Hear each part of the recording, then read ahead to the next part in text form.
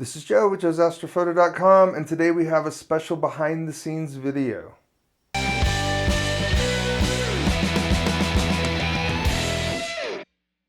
I've had a lot of great comments on my collaboration videos, and a lot of people have asked how they come to be, how I collect all the data and get it into the single masters that we do the images on. I've had a lot of people ask about the workflow on those images afterwards to get the image. So today, I'm going to take you behind the scenes of what it would be like on a collaboration. This came about because I was working on the Bubble Nebula and I needed a little bit more, or wanted a little bit more data. This video is quite long because it shows the parts, it shows all the parts. It's almost like a raw footage of me talking to Glenn and coming up with this idea for the video, us talking about the video, us putting our data together, and then I show exactly how the data is put together in AstroPixel processor, and then I show exactly how the image is processed from that data in PixInsight to the very end. So I'm going to chapter this video because it's quite long and you might only be interested in certain chapters of the video. Hey Glenn, how you doing, man? Yeah, hey Joe, I'm really good, thanks, mate. How are you? I'm doing all right.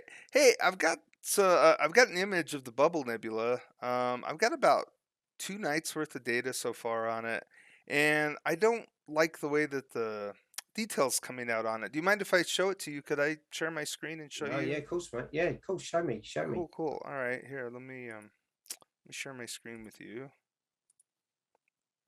What are you using? Your HD? There we go. Um, yeah, let's see, I was using the Edge 8, absolutely. I got this image. This is just a couple nights worth of data, Yeah. and I'm gonna blow it up for you so you can see it. And I really like that the way that the bubble and stuff came out right around here and the detail. But then as I move further away, I'm really losing a lot of detail.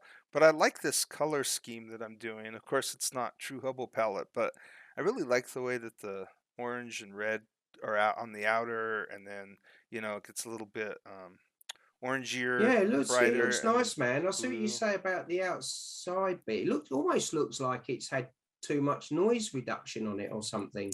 Well, and you'd think that would be the case, but I mean, look, it's still pretty grainy. I think I need more data, and then my star net kind of left a little bit of an artifact here, and Yeah. How um, many hours had you done, Joe? oh, I think I've got maybe 11 on this. Oh, okay, so you got quite a bit on it, haven't you? Yeah, yeah, it's not bad, but Mm. what I really think it needs like 20 or 30 hours, and I don't have enough clear nights to get it all. And I was just wondering if you'd mind, if I don't know if you have some already, or if you would mind capturing some and letting me. Well, you're lucky you caught me when you did, because I was about to take my RCA off of my EQ6 and put my 130 PDS on. So yeah, I think I've forecast a few clear nights coming up. I'll be more than happy to leave the RCA on, and yeah, I'll get some. I'll capture some Oh, SHO on it. that'd be cool. That'd be awesome. Yeah, was you doing it on with your focal reducer on at 1400?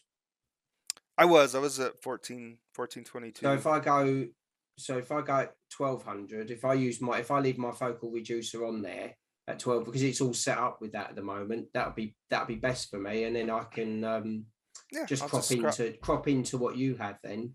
Well, and I'll share my data. Actually, you know what we should do if you could do this, maybe we should do a video on it.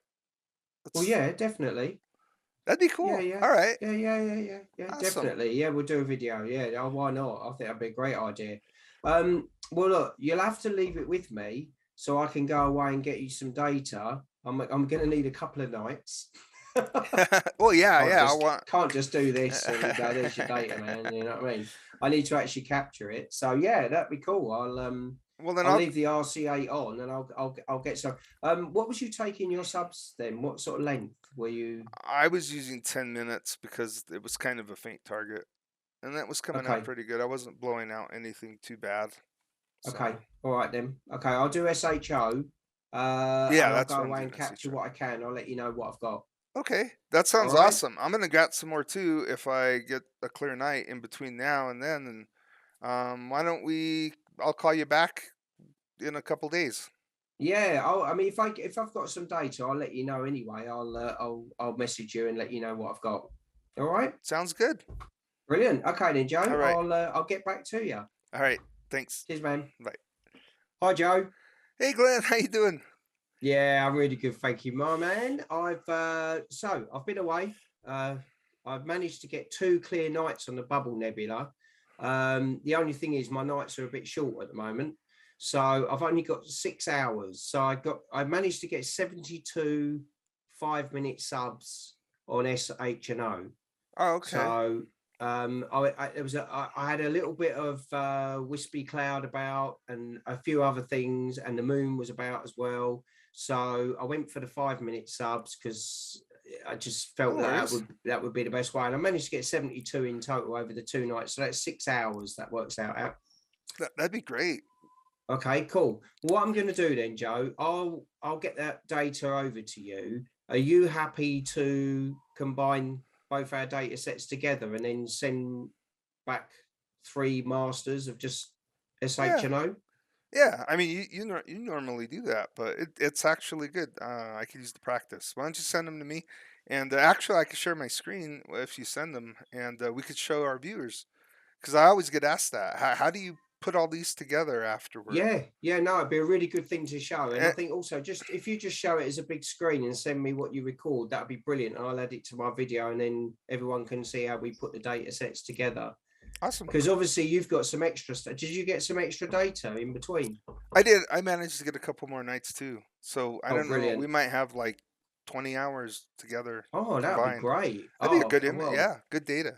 let's hope that the data, that detail on the outside comes out. I had a little play with mine. It looked okay, actually, not too bad. So hopefully the 2 together, we're gonna Ah, really bring out some of that outer finer detail. I like it.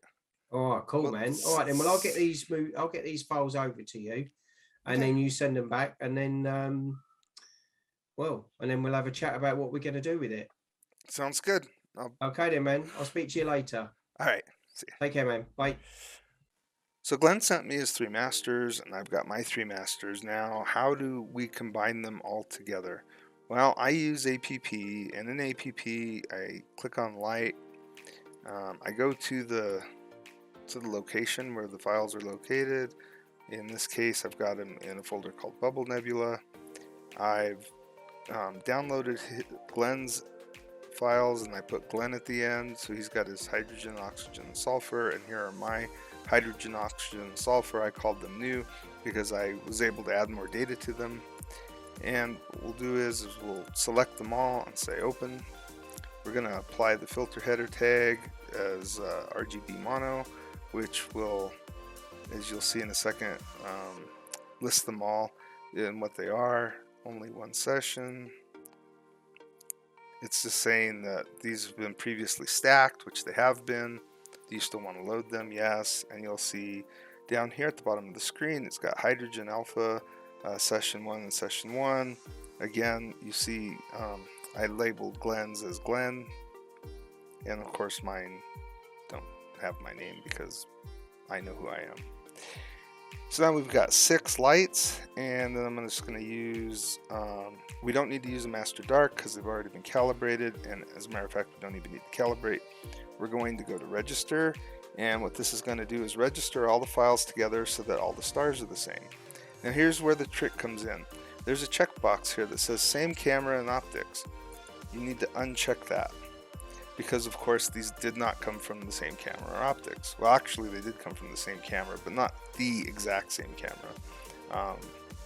And we're going to hit start registration.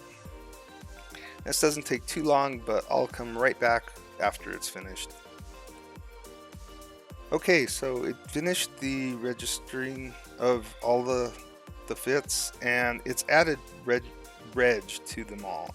Right here you can see where my mouse is, reg, and if I go and I look in the files, they'll say reg in the file name as well.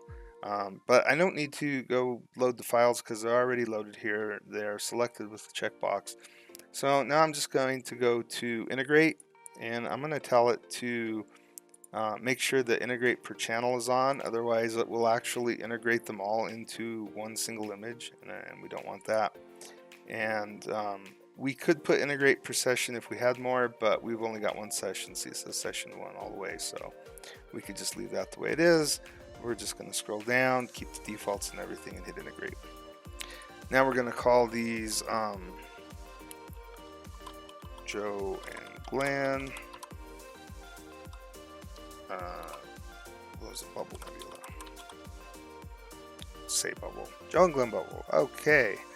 Hit OK, and here we go. It's going to normalize them and then integrate them. And this is how we integrate multiple people's data.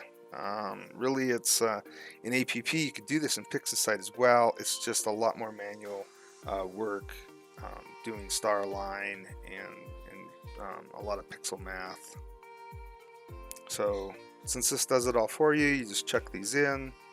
I prefer to use this program instead. As soon as this is done, I will just close this file. I'm going to email Glenn this video that I'm taking right now along with the masters, and then I'm going to open up these masters in PixInsight and we're going to edit them. And you can see it's finished already. It doesn't take long because there's really nothing to calibrate or actually stack, because they're just putting the two together. And it's confusing down here, but you see these that say registered. Well, they're not needed any longer. What we do have is integration 1, 2, and 3, hydrogen, oxygen, and sulfur, and we could just take a quick look. You could see that mine are inside because I had a smaller field of view, and Glenn's are on the outside, but they're all stacked together. So when we get into PixInsight, I'll probably take a crop right along these lines here and crop all this together. So there's the hydrogen alpha, here's our oxygen, and here's our sulfur. And that's it for AstroPixel Processor. Hey, Glenn. Hello, my man. Hey, twice in one day. Look at that. I got my wife's going to start talking. You do know this. I know, right? Hey, I got all the masters put together and combined in APP, and I'm gonna send those to you, and I'm also gonna send you some footage that I recorded of me doing it in APP so that you could put it in your video. I was gonna put it in mine as well. Yeah, thanks, Joe. It's I think it's to help a lot of people, because it doesn't just work with people putting sets together like us, but it also helps if you've imaged over a few nights and you've used different equipment. So that's the great thing with APP. You can do it if you've used a different camera, different telescope. It helps put it all together. It's such a great tool. It really is. But I'll look out for that. That would be brilliant. Okay. So are we gonna edit? What are we gonna do? What are we gonna do with these masters, man? What's the plan? Well, should we show a video of us editing it together? Yeah, we could do that. Or I'll tell you what. How about you go away and edit it and show your workflow or whatever, and I'll do the same. And then let's come back together and show each other what we've managed to make out of it. Yeah, I can do that. Sounds good. The idea of that? That sounds good. Yeah. Yeah, let's do that. That'd be good. That'd be interesting to see the differences of what we come up with. Yeah, it'd be cool. Something different, because we've been doing edits together in these collaborations. Yeah, well, you sometimes see different things in different edits, It's nice to see different versions of something. So we're not doing like a challenge or competition. It's just we're both editing, and we're just going to show the differences and kind of highlight this is. Yeah, I'm thinking it's more to show maybe my workflow, how I go about it. So people that looking on the channel. Oh, I like that. I like that. Okay, I'll do the same, and then we can come. That way our videos will be a little different too. Yeah, definitely. It'd be good. Yeah, it'd be nice. I'll be looking forward to see what you come up with, and so make sure I beat you. Oh no, it's not a competition. I knew it. No.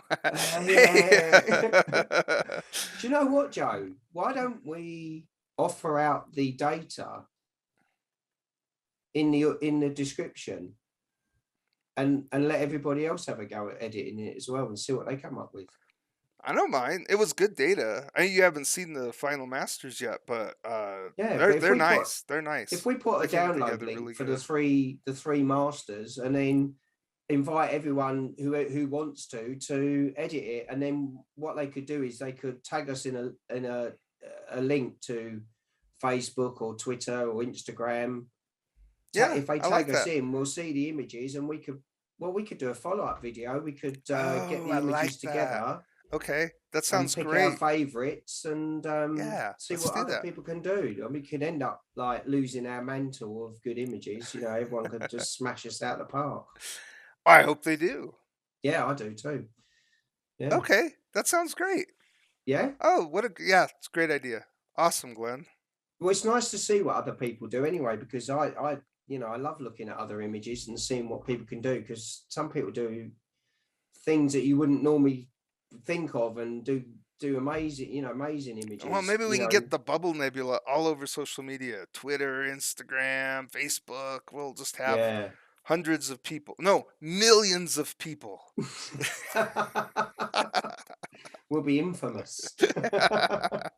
Okay, Joe, that sounds like a really good idea. So, right. yep. So if you get those masters over to me, I'll get my edit done. And then what we need to do is obviously we need to get a link in the description so people can grab hold of those three masters. So there'll be an HA, an O3, and an S2 master. Sounds good. Yeah. Yeah. What's the total hours have we got on that? Do you know? I'll have to calculate it out. I haven't calculated it out yet. Okay, let me know, and then, Okay. and then I'll we'll send that to you along with the video footage and the masters. No, that'd be brilliant. Excellent. Thanks, Joe. Cool. Right, I look forward to this. It's nice. Bit of fun. Cool. Well, Same I hope here. my data it helps out with the image. It's not the. I think it has the most of it, but it's a bit. No, it looks way better than my original data set. So it's really good data. So this is perfect to share with people. Great. Excellent. I'm glad. All right then, man. All right. Well, I shall speak to you very soon, and we'll get this. We'll see what we've got. Sounds good. All right then, Joe. Take care, mate. You too. See you, Glenn. Okay, bye, mate. Bye. Okay, so here are images in SH&O, and I've got a few masks generated from earlier just to make this process go a little quicker, and a dynamic background extraction already, so that the video doesn't go on too long. The first thing we're going to do, as usual, is we're going to put together our RGB. So the sulfur goes to red, and the oxygen will go to blue, and the hydrogen is going to go to green. We'll produce that real quick, and we'll stretch this out. And I'm going to go ahead and roll these back up. And we're going to close this, and now we're going to do the dynamic background extraction, and I'm just going to do a division on it with these points here. And we'll go ahead and close that up and do a restretch, and that's what we have. And actually now I'm going to do a subtraction because it doesn't look as clean as I want it to be. Okay.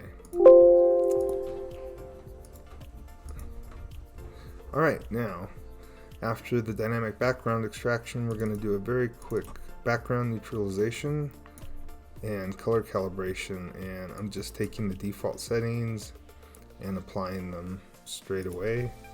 We're going to close these. Now we're going to do a quick multi-scale linear transform, and we're going to have to turn on the preview mask and turn off the screen stretch. We're going to change this to RGB real-time preview, and as you can see, it's not as amplified as we want it to be, because we really want to not affect this outer stuff here. So I'm going to actually crank it up a little bit more, maybe about 550. Alright, we can close that and turn off the preview mask and rescreen stretch. And then I'm going to go ahead and apply this. And it should clean up the background pretty good, but not really affect too much of the detail in here. Okay, good. So we're going to close that, and then we're going to go ahead and stretch our image. So I'm going to turn off the screen stretch, turn on the real-time preview, and lock the image in. And now we'll just slowly brighten this up.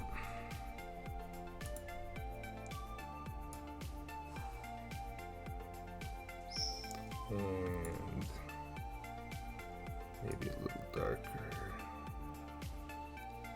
I don't want to clip too much of the blacks, but I do want it to come out pretty good. So.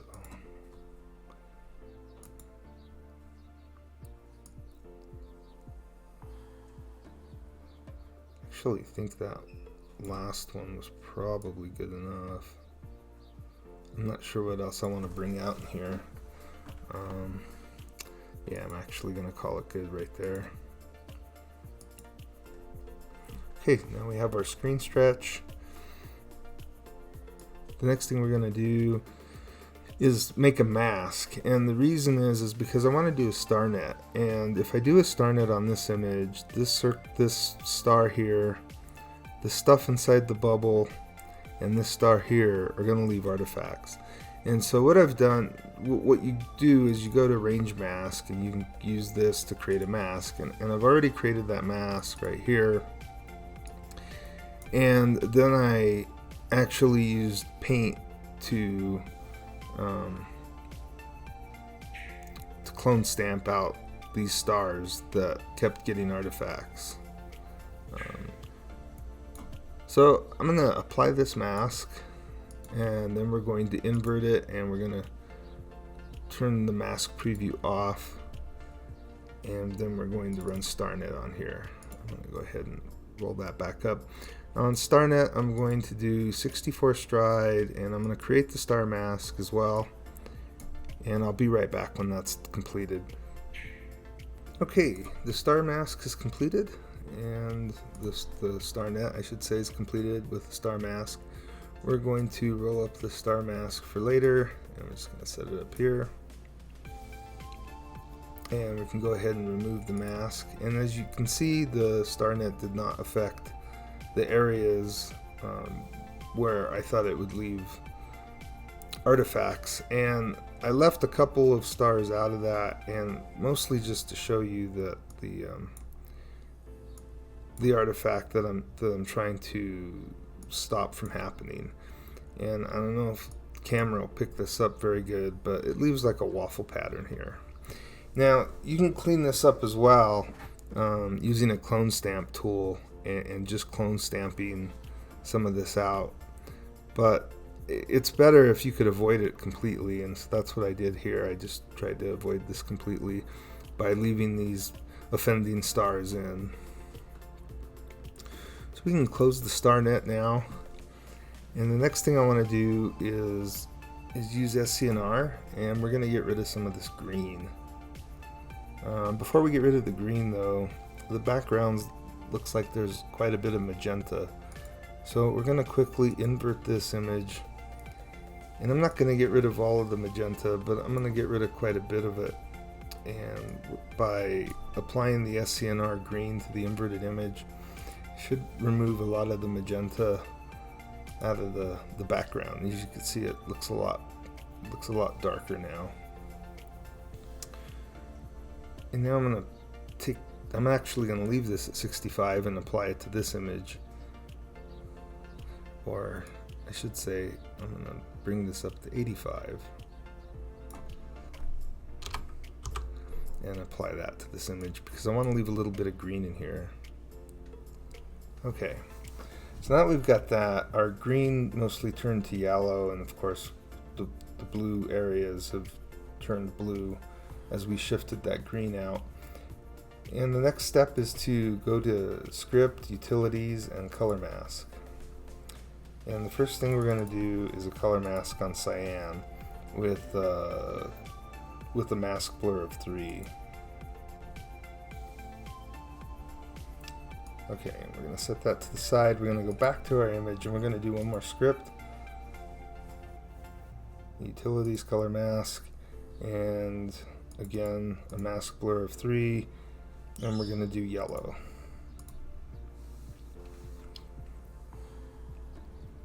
Okay, now we're actually going to apply the yellow mask, and we're going to roll it up and get it out of the way. I'm going to open up curves. I'm going to close SCNR for now. I'm going to reset curves and turn on the real-time preview. And what I'd like to do is just pull a little bit more green out of this to bring the red out. Okay, we're just going to continue to pull some more of the green out, maybe about to there. Just going to apply that. I'm going to go ahead and reset this. And then what I want to do, I think that's good actually, right where it's at. I was going to add some red, but I really don't think that's necessary right now. So that's really all I wanted to do on that at the moment. We might add some more to it later, but for now, that was it. I'm going to apply the cyan mask now, and we're going to turn on the real-time preview. And we're going to, first of all, we're going to pull down our RGB a little bit because we want to add more blue and we don't want to oversaturate the center here. So we're going to give this a little bit more blue like that. And we're going to come over to the B component and we're going to make the blue a little bluer.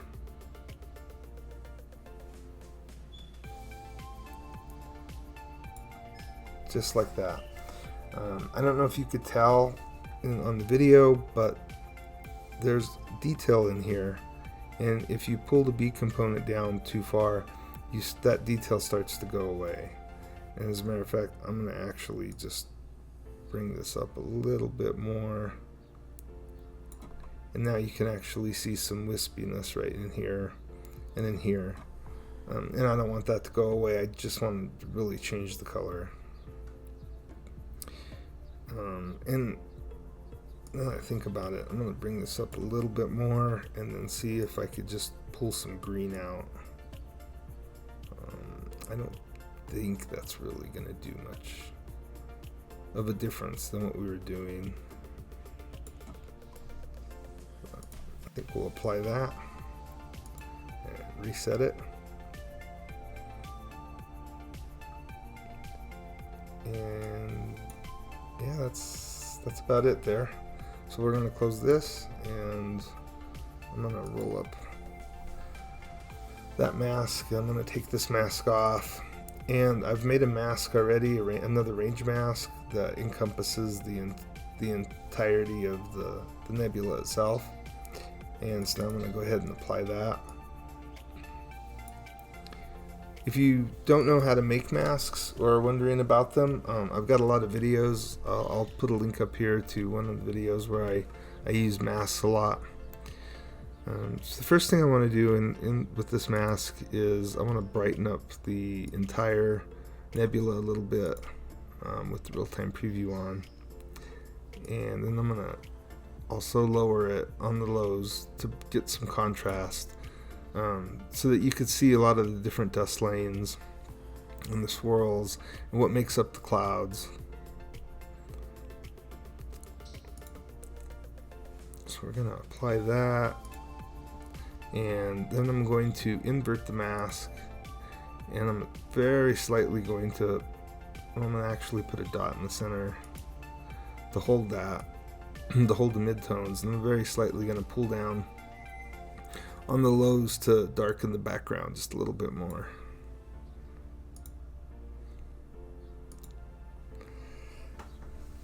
Okay, so I'm trying to go for a real subtle touch. I don't want really strong colors. I just want the gold and the blue to come through. I think I'm gonna see what it looks like with just a little bit of saturation. It's really not making much of a difference, so think I'm going to just leave that saturation alone, and I'll check for some vibrance later in Photoshop. So we're pretty much done with that. I think that that's going to look pretty good. What I like to do is I just pull my star mask up and I put this over it to see what it's going to look like, and it looks okay. We're not done yet. So the first thing now we need to do is mess with our star mask, and the first thing I want to do is invert it and run an SCNR on that at green 100% to get rid of the magenta stars. I'm going to re-invert it, and now I'm going to run again on here to get rid of the green stars. It should be orange instead, orangish yellow. I don't know if you could pick that up. There was quite a few of them up here. And normally what I would also do while I have this open is to saturate some of these stars, but I'm getting lots of good different colors and I don't want too many of one, so I like what I'm seeing. The next thing I'm going to do is just dampen some of these stars. I'm going to go to all processes and run a morphological transform on here. I'm going to be using the size 3 9 elements, and I'm just going to leave everything as is, and I'm just going to apply this one time to the star field itself, and you can see that it reduced those stars quite drastically. And we can keep going, but I like stars. If you want, if, at least in this image and other images, you might want to lower the stars a lot more, in which case you could just keep applying this, or you could change this iterations from 1 to a higher number. So I'm going to go ahead and close that, and now I'm going to take our main image, I'm going to remove the mask and save this image, and I'm going to as a 16-bit TIFF, and then I'm going to run it through an AID noise to clean up a lot of this graininess here that you can see, and I'll be right back. Now that I've denoised it, I thought that I would show real quick the difference between the image before denoising and after. And as you can see, it just cleans it up quite a bit. And I do this before I put the stars back in, because once you put the stars back in, the denoise will, depending on how aggressive you are with it, will leave some funny artifacts. And so I'll do that before I add the stars back in. So I'm going to roll up this image, and I'm going to close this. I'm going to go to Pixel Math now. And what we're going to do is just add the two together. So expression editor, I'll find image 105, and I'm going to add that to the star mask. Say OK. We're going to create a new image and apply. And there we go. So now what I'll do a lot of times is if I want a little bit more vibrance, I will take it, or sharpening, I could take it over to Photoshop and further sharpen it if I want to, or just convert it to a JPEG over there and a TIFF, because I like the way that it produces them better than PixInsight. After I finished the last edit that I showed you, I went and did one more, and I ended up liking it a little bit more because I had a lot more red in it, and it brought out some more colors in the nebula. So I'm going to show that at the end of this video. I'm going to share all of this data. I'm going to put it in a share, and I'm going to put the link in the description below. If you want to take the data and work with it and show us the image that you can come up with, that would be awesome. I'd love to see, as I said in the video earlier, I'd love to see social media get flooded with the Bubble Nebula. That would be cool. On Instagram, you could tag me in your picture and I'll see it. Also on Twitter as well. And on Facebook, hopefully if you know what groups that I visit frequent, you could post in there and I'll see it in there. Those are my 3 platforms that I usually visit, as well as YouTube. If you're another YouTuber and you want to make a video on your processing, I'd love to see that as well. So, thanks everyone for watching. I hope you found this video interesting and helpful. If you did, please hit that like button, and we'll see you in the next video.